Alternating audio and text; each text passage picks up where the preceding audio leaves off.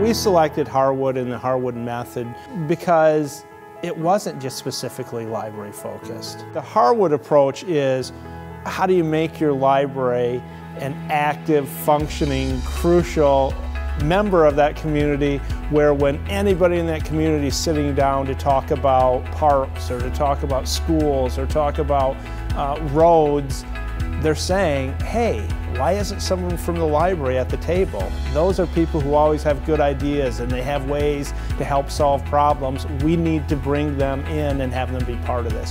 Harwood is very structured to have libraries take that look, what can we do in our community that reaches just beyond how do we do more PR work for our library.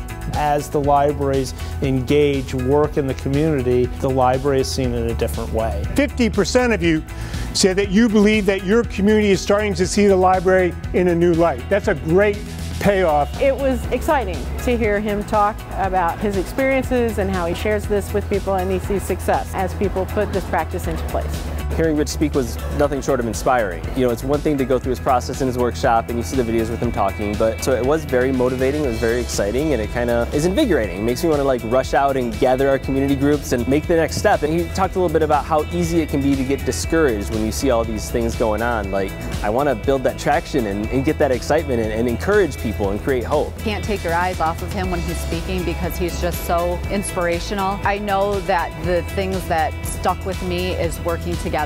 You cannot do this alone. Smaller communities may believe that you're going to be left behind as the other parts of our country prosper and move forward, right? And the question is, what do we do? What do we do to change this narrative? There's some really cool things going on in Jackson, which, like a lot of Midwest towns, had a lot of prosperity once upon a time. Economy went down, and now they're pulling themselves back up and they're rebuilding things for the community. One of the really cool things in Jackson is this thing called the Jackson Community Network, and it's all these different community groups thinking of all the great ways we can use Harwood to start talking to the community and the people that need these literacy needs and find out exactly what that means and exactly the pieces we can put in place to help them. Much like you, we did a lot of community conversations across the community. And we decided to bring all the folks who had participated in those conversations into one room, just like this. Something that you might consider doing if you haven't done this.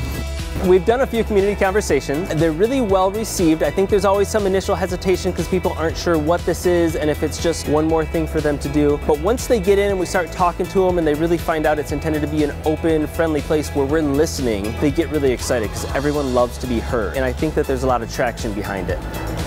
The challenge of our time is how to use this place and space to respond to what is happening in society. And that word society could be substituted for community, for the environment that you are in, the community you are serving and living in. The idea of us being agents of hope and healing these divisions, I think that's exactly where libraries should be. That's what gets me excited about working in libraries. I know a lot of my staff have a real heart for working in libraries because they want to serve the community. That's what we do in the profession. So hearing him say that, it's lockstep with what we want to do anyways. We've got to get back to basics if we're going to restore our dignity, restore a sense of hope, and make community a common enterprise.